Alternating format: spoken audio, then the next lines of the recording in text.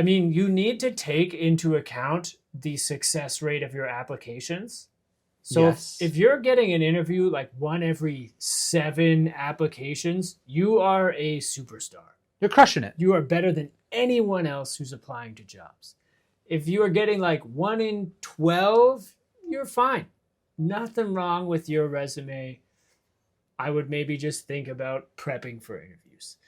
If you're not hearing back on like 1 in 20 applications, you have a serious problem.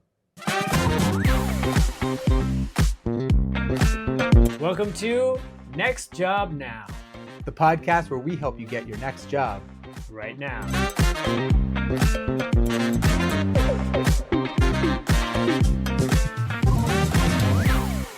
Welcome to the podcast. I'm Greg Langstaff. I'm a certified resume strategist and career coach. I've written over 2,000 resumes, and I love helping people get new jobs.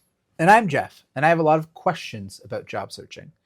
Together, we're going to talk about everything you need to know about landing your next role.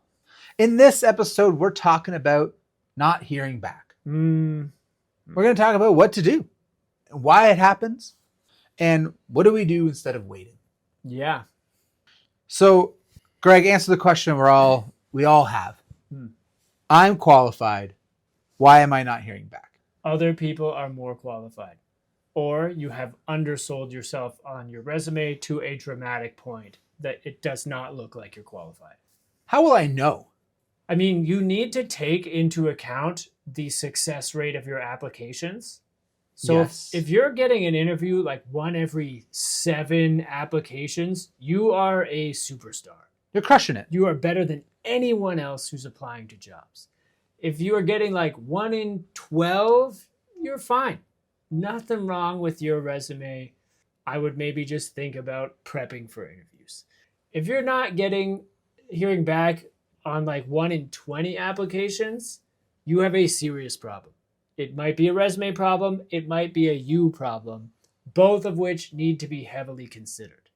Let's assume it's a you problem, right? What are we doing? How do we fix ourselves? How do we fix our resume? Okay. You would want to look at the jobs you're applying to. Yeah. What are all the tasks they're describing that this person is going to have to do? What is the expertise this person needs to have? What are the technical skills, the software that they need to know how to use? Are you actually good at that stuff? Is there examples of you using those skills to achieve success in your resume? Mm-hmm. If the answer is no, it's action time. And it's so useful to figure out why you're not getting called back, because then you have a little to-do list of things to get good at, of things to accomplish so that you will start getting called back. So if that's the case, let's say we identified that we are not good at generating new leads for a sales role. We would want to do a few things. Seek out books, courses, podcasts on lead generation. Maybe attend a conference, a webinar on specific tactics within lead generation.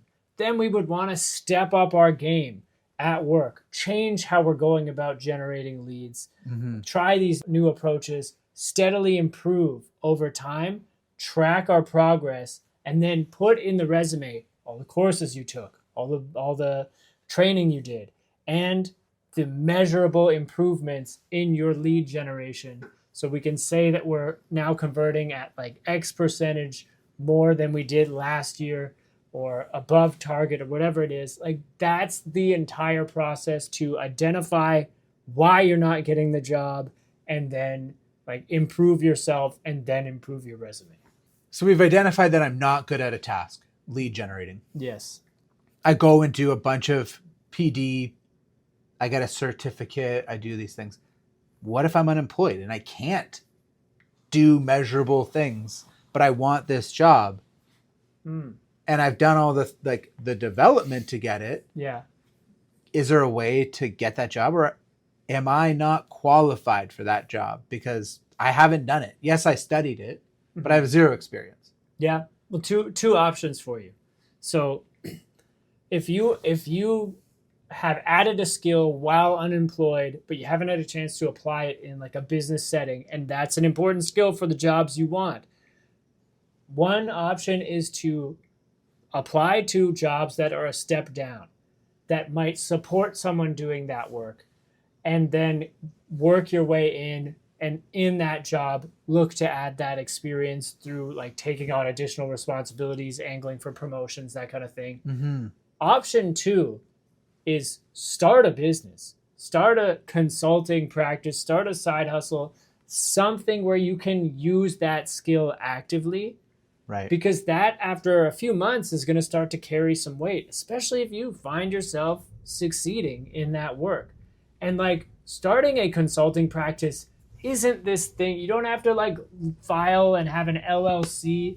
Like, go to your friend who started a business 2 years ago.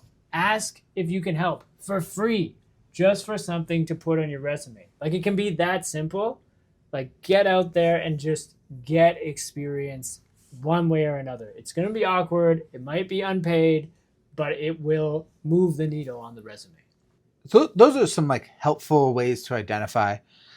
There's other reasons we're not hearing back. Oh, of course. Right? Applicant volume. Yep. You're competing with hundreds of other qualified candidates. You're competing with hundreds of other candidates. What do you mean? They're not qualified? Oh, yeah. You're right. No, when you see like 200 people have applied to this job, like on LinkedIn tells you sometimes, there are not 200 qualified people who applied for that job. Don't be intimidated. Please still apply for that job, because maximum 10, maybe 15 of them are qualified.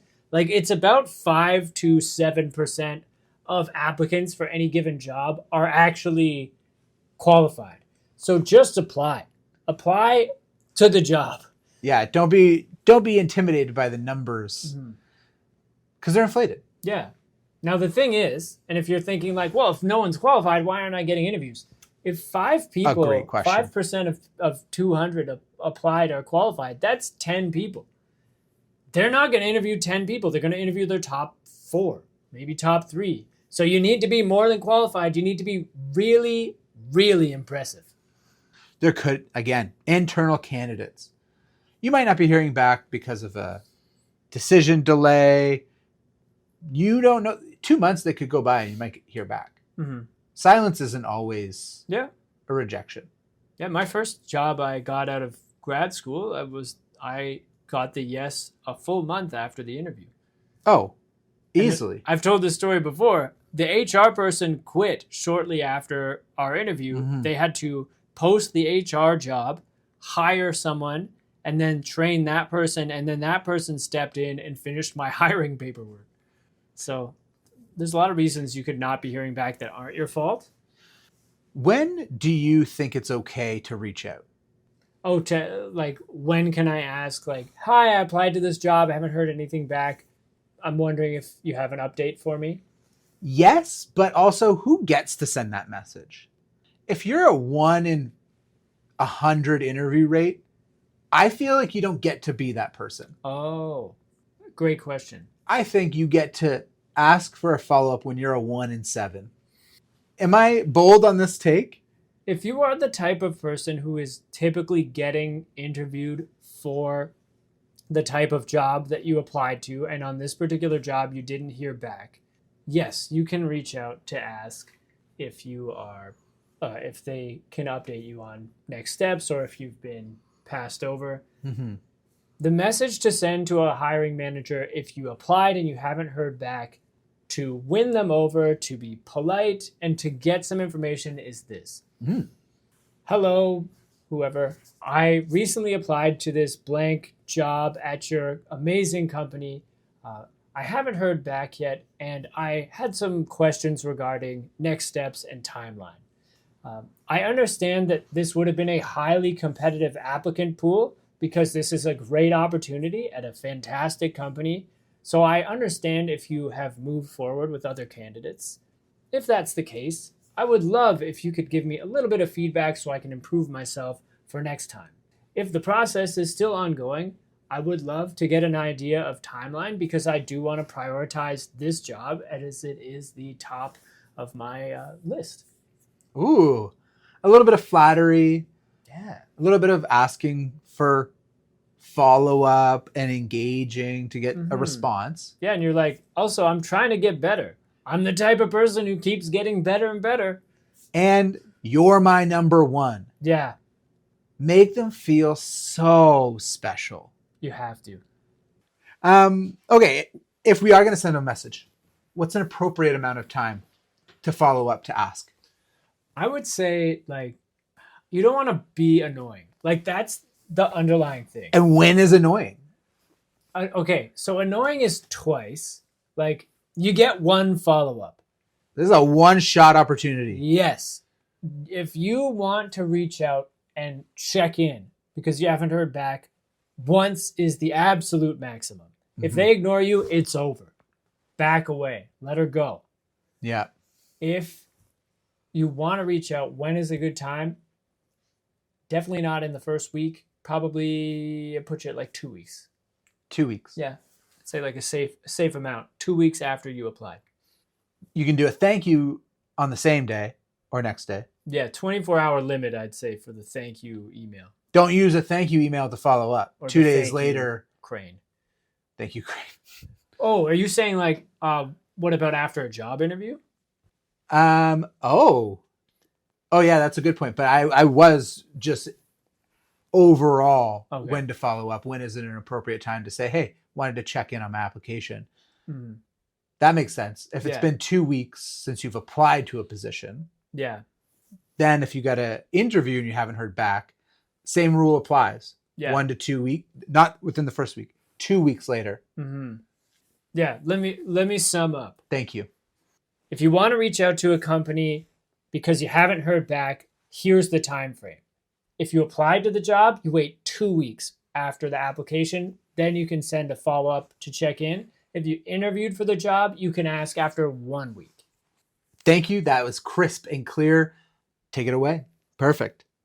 Last bit of advice of what should I do during this silence to stay productive, continue to grow, and to maybe reflect on my not getting calls. So I basically had my first like near ulcer during this period of like waiting to hear back. Not promised me a work visa, but they had said, if we hire you, work visa, no problem. Right. Keep in mind, I'm out of money. I'm about to get kicked out of the country. I needed that job. And like after I went there, like I got past the first round interview, I went there, they flew me in. I stayed a couple of nights in their fancy on-campus hotel, full day and a half of interviews. It was a lovely experience. And on me, I did not perform at my best, and I was not their choice. But in the week and a half after that interview, I was like frantically, panikedly checking my flip phone every 2 minutes for a call. Are they calling? Am I going to find out? And I fell apart during that time. Like, I was not me. And that happens. Some things I wish I had done and then integrated into like future similar waiting experiences. It's like, number one is the best thing to apply to more jobs. Like just to have less irons in the fire, or more irons in the fire, less invested in this job where everything's off the table already. Like, you've done everything you can. Yeah. Just start to mentally and literally move on. Other thing you can do if you're feeling self-conscious about like why you might not have been their pick, start to take a deep look inside. What are you not good enough at? What have you not achieved enough of? How can you better yourself? And then of course the third thing is like just keep working on that resume, keep practicing your interviews, visit all of the social media platforms where we help you to do exactly that. Greg Langstaff on TikTok, langstaff.greg on Instagram, Greg Langstaff Career Coach on YouTube, and Greg Langstaff on LinkedIn as well. GregLangstaff.com. And GregLangstaff.com. Check it out and reach out. Like, I'll help you. If you're like, nothing's working, like, I'll help. All right. Well, it's time for our unusual interviews. Greg, Jeff, if you had to cook for yourself, what are you going to make? I mean, you do cook for yourself, but you're alone. You have a night alone and you had to cook. What are you going to make? I'm just gonna make like, firstly, Ariana has been very diligent in like having me eat my veggies. Not that I don't, but like I come from a family where my mom, like a couple months ago, I was visiting her and she's like, I'm kind of off vegetables. And I was like, you don't get to be off vegetables, Mom. Eat your vegetables. I'm off it.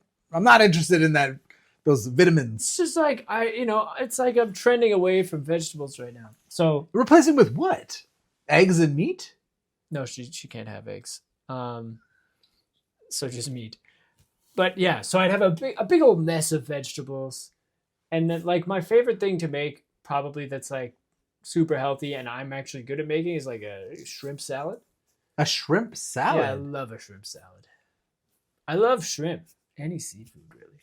Really? Yeah. I didn't know you're a seafood guy. All right. This question was about being alone, cooking for yourself. Yeah, actually, yes. I'll say final answer. I'm going to take a crack at the lobster mac and cheese. Amazing. Yeah. I had a different question, but I kind of want to know what you would make if you were home alone. Well, you are home alone more often than me for dinner, right? I'll wait. Yeah? Yeah, it's pretty rare. Because by the time my wife gets home, Leanna, it's like 7. That's late for dinner. Well, I'll be like cooking. All right. I'll like get home and I'll usually try to have dinner ready for her. Good. She gets off the train. Very, very dutiful of you. All right. Thank you so much for tuning into this episode. Join us next week where we're going to talk about overcoming ageism, specifically on LinkedIn. Mm-hmm. How many weeks in a row have we talked about meat thermometers, Cass? I think this is just week 2. Oh. So go for gold. Okay. Anyway, we'll see you next week. Ageism on LinkedIn. Not a fun topic, but we got to be prepared. Thank you.